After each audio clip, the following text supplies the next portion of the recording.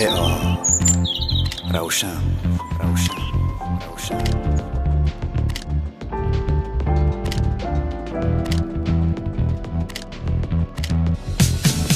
چرا تو تیز میای و تیز میروی خانه خود؟ من که عاشقی چشمات شدم ای همسایه خوب. تو مثل پرنده ای بال میزنی روی دلم، هر روز نگاه میکنم کی میبرای از لانه خود. ای خدا چی شد با من مگر شدم دیوانه؟ ای خدا چی شد که من دیدم چونین پروانه؟ از دوری ها نظارتش میکند چشم دلم، تا نداند که دارد مرا همسفر همسایه.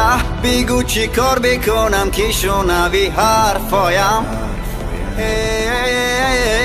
همسایه برون برا که دلم تو را میخواد هر ثانیه.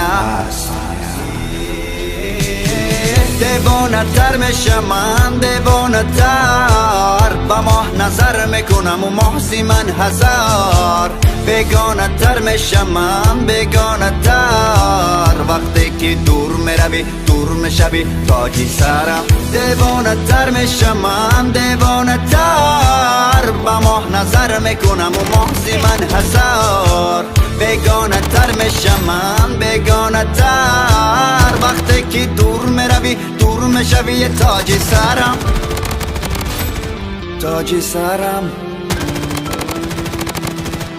همسایه تک تکی را گشتنات، رفتار و هی رفتنات، وقتی نگاه میکنی از دوری لبخند زدنات، از روی لحن صدات قلبم را دادم برات. تو مگر جان میخواهی مه بگیر جانم پیدات. دوست دارم تو گل لالم، من ندیدم با مثل تو روی عالم.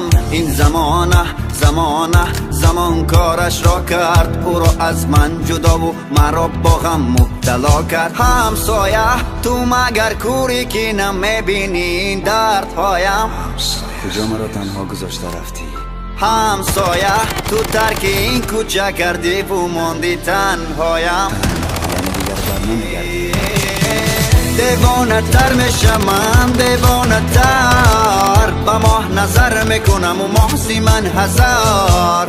بیگانه تر میشم من، بیگانه تر وقتی که دور میروی دور میشوی تاجی سرم. دیوانه تر میشم من، دیوانه تر با ماه نظر میکنم و محضی من هزار. بیگانه تر میشم من، بیگانه تر وقتی که دور میروی دور